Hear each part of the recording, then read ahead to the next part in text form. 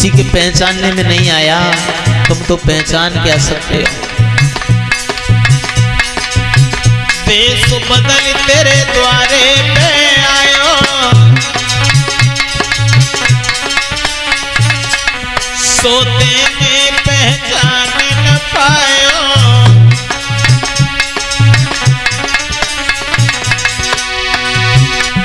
अरे ये छलिया जमी को रे राजा, मत करे दान जमी को। ये छलिया जमी को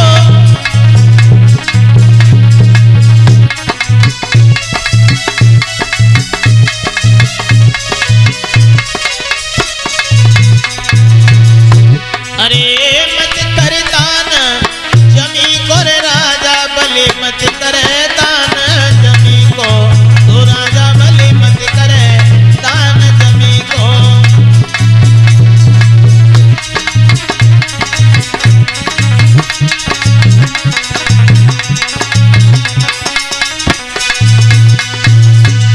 कहने लगे हैं, शुक्राचार्य समझाने लगे हैं, तो बलि ने मना कर दिया। शुक्राचार्य नाराज हो गए और कहने लगे हैं, नादान तू गुरु आज्ञा का उल्लंघन करता है, हैं? तो विचार करने लगे हैं शुक्राचार्य, हम संकल्प नहीं होने देंगे, और ये हमारा चेला है हट कर रहा है, चेला हट करते ही रहते हैं, पर हम संकल्प नहीं होने देंगे। बोले संकल्प होगा गुरुदेव। संकल्प के लिए जल लेने आए हैं बलि, और जल लेकर के जब आए हैं, और इधर शुक्राचार्य ने छोटा सा रूप बना लिया। जो सागर था, जो जल का पात्र था, बस सागर की टोटी में छोटा सा रूप बनाया शुक्राचार्य ने, और बाई में छुप के टोटी में बैठ गए। हम जल नहीं करने देंगे, बाहर दे के कैसे संकल्प है जाए। तो लेकर के जल आए हैं बलि, और जैसे ही जल छोड़ा हाथ पर तो जल बाहर नहीं आया। शुक्राचार्य ने रोक दिया, अपनी लीला कर रहे हैं शुक्राचार्य, और भगवान अपनी लीला कर रहे हैं। भगवान कहने लगे हैं, बलि हमें ऐसा लगता है तुम्हारा ये जो पात्र है जल का, ये रखा हुआ है, इसमें कोई कूड़ा करकट अटक गया है, या इसमें जंग लग गया होगा। तो ऐसा करो, मेरे हाथ में दे दो, तो मैं इसे साफ कर दो। हाँ कर दो प्रभु। और जो भगवान के हाथ में दिया,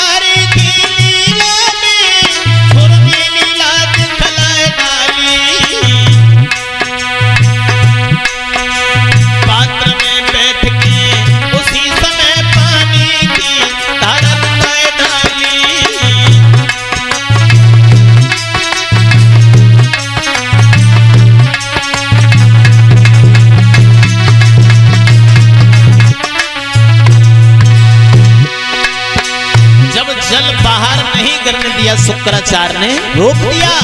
भगवान ने क्या किया? शुक्राचार्य अपनी चतुराई दिखा रहे हैं और भगवान अपनी लीला कर रहे हैं।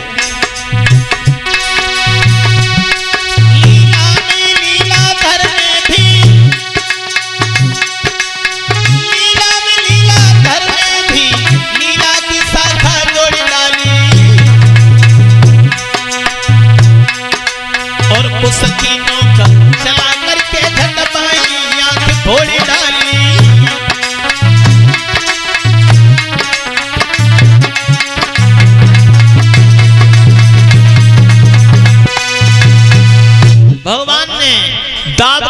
तिनका लिया और सागर की टोटी में घुसेट दिया। शुक्राचार्य बैठे हुए थे, उसमें शुक्राचार्य की आंख में जाकर के लगा, रक्त बहने लगा। शुक्राचार्य की एक आंख फोड़ गई, आंख फूट गई, रक्त बहने लगा।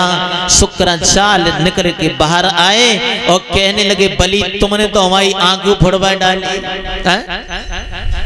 बलि बोले, गुरुदेव हमें क्या मालूम था कि तुम जहां में छुप के बैठ गए हो। शुक्राचार्य तो वहां से चले गए। तो भगवान ने एक तो 52 अवतार में आंख फोड़ी है शुक्राचार्य की, और एक अवतार में और भगवान ने आंख फोड़ी है त्रेता में इंद्र के पुत्र जयंता की। जो जयंता कौआ का रूप लेकर के गया पंचवटी पर प्रभु श्री राम के सामने, और सीता जी की चरण में जब चोंच मारी थी उस जयंता ने कौआ बन करके, रक्त बहने लगा। प्रभु श्री राम ने एक सींग उठाई और उस जयंता के ऊपर छोड़ दी। जयंता भागने लगा, नारद के पास पहुंचा, देवर्षि मुझे माफ कर दो, मुझे क्षमा कर दो, मैं रामद्रोही हूँ। नारद बोले, रामद्रोही को भला कौन क्षमा कर सकता है? अरे तूने अपराध किया है किसी का और किसी से क्षमा मांग रहा है, हम तुझे माफ नहीं कर सकते।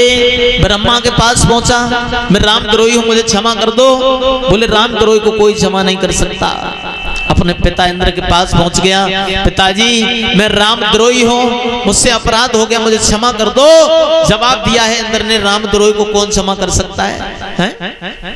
अरे जिसका अपराध किया है क्षमा उसी से मांगो, वो तुम्हें माफ कर देगा।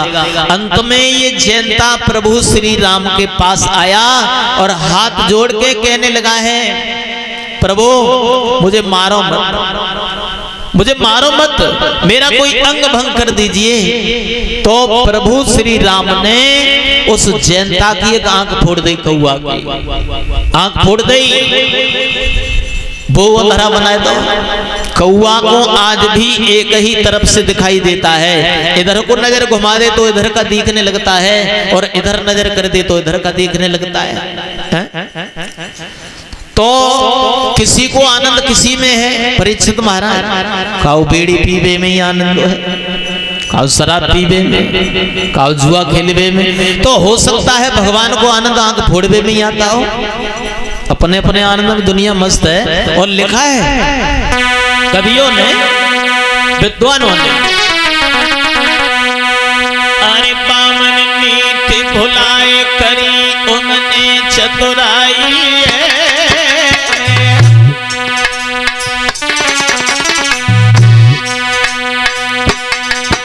अरे बामन नीति भुलाए करी उनने चतुराई है।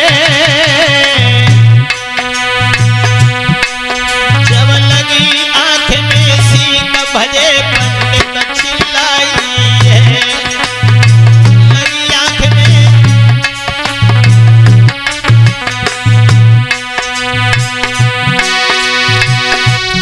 आंख पंडित की फोड़ गई, और शुक्राचार्य ने रोए सभी चतुराई छोड़ गई। रे कान में आंट लगाते हैं, रे दान में आंट लगाते हैं, और शुक्राचार्य की तरह अंग से भंग दिखाते हैं।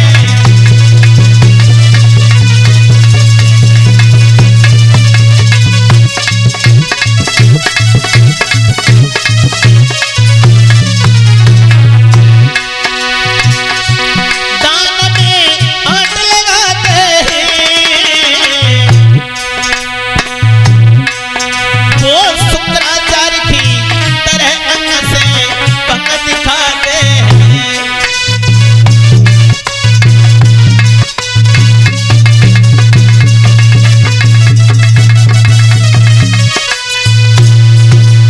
जो लोग धर्म कार्य में बाधा डालते हैं उनका एक बाजार ही बंद होता है। शुक्राचार्य ने बाधा डाली, आंख फोड़ दी। शुक्राचार्य तो वहां से चले गए और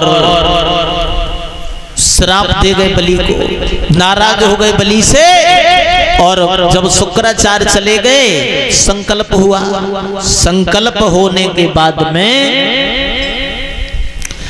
जब संकल्प के बाद में और ये कहा है बताओ बलि कहां से नापे, 3 कदम भूमि कहां से नाप ले हम? तो जवाब दिया प्रभु जहां से मर्जी हो वहां से नाप लो। आज भगवान ने विराट रूप बना लिया। बोलो विराट भगवान की।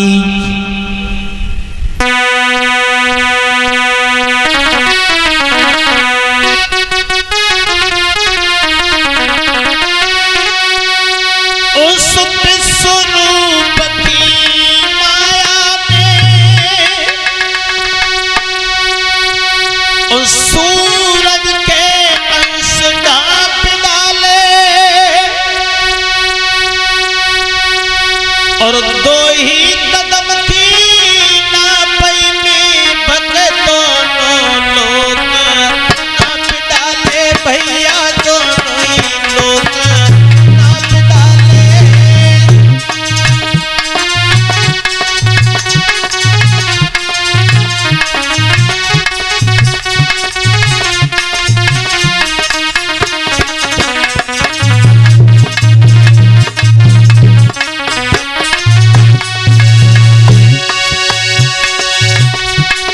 हरि बोले खाता खत्म हुआ, थोड़ी सी कदम और दे दे, 2 कदम दान की ले चुका हूँ राजा, 1 कदम तू और दे दे राजा।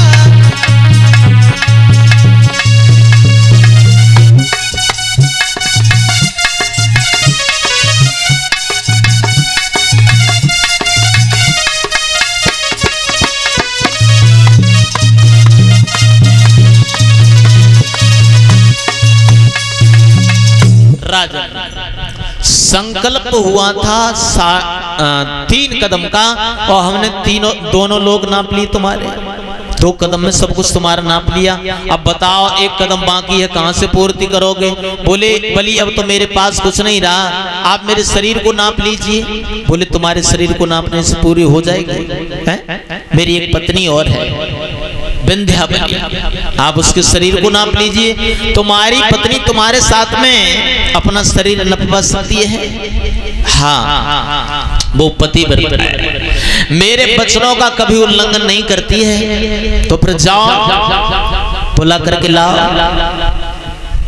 चले हैं बलि, और जिस समय आते हुए विंध्यावली ने देखा बलि का चेहरा उदास है, चेहरे पर उदासी के चिन्ह हैं।